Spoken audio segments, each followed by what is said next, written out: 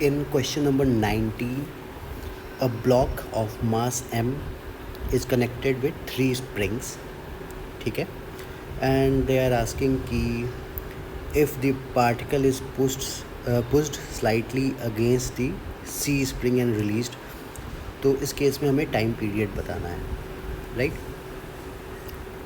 तो बेसिकली अगर मैं इसका एक डायग्राम बनाऊं,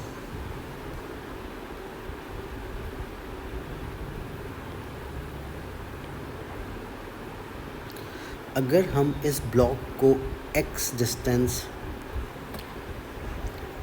C स्प्रिंग के अवे खींचते हैं, ठीक है, तो C में कितना इलॉन्गेशन आएगा, x का ही आएगा, राइट।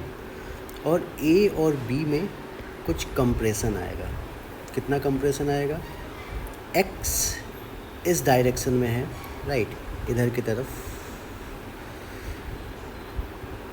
तो हमें इसका कंपोनेंट लेना होगा and it is making an angle 45 degree.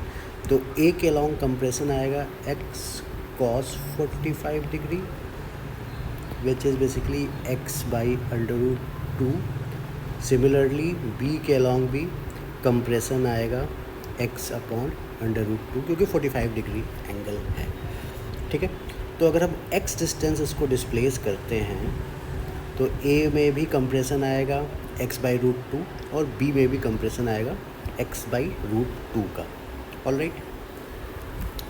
अगली चीज़ A जो है फोर्स लगाएगा अवे इस डायरेक्शन में, A का जो फोर्स होगा इस डायरेक्शन में लगेगा,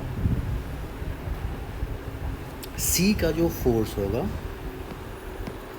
वो इस डायरेक्शन में होगा, A का फोर्स इस डायरेक्शन में होगा एंड B का फोर्स इस डायरेक्शन में होगा।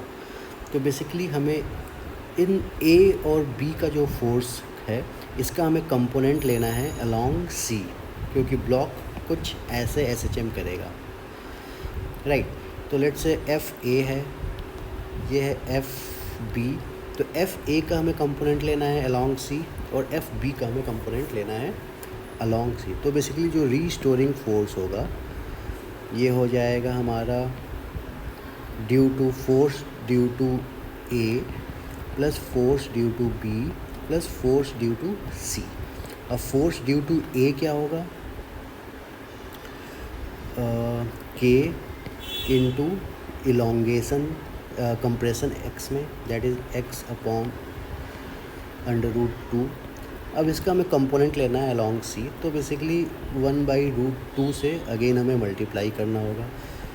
सेम फॉर B, तो kx/2 और C के केस में kx ही रहेगा, ऑल राइट।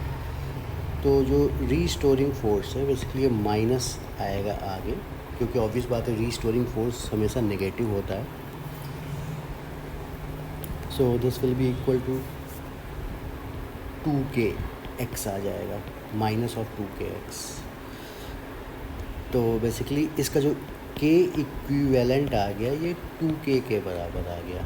अगर हमसे टाइम पूछा जाए, टाइम पीरियड, तो बेसिकली ये 2π√m/2k हो जाएगा। This will be our answer, ठीक, थैंक यू।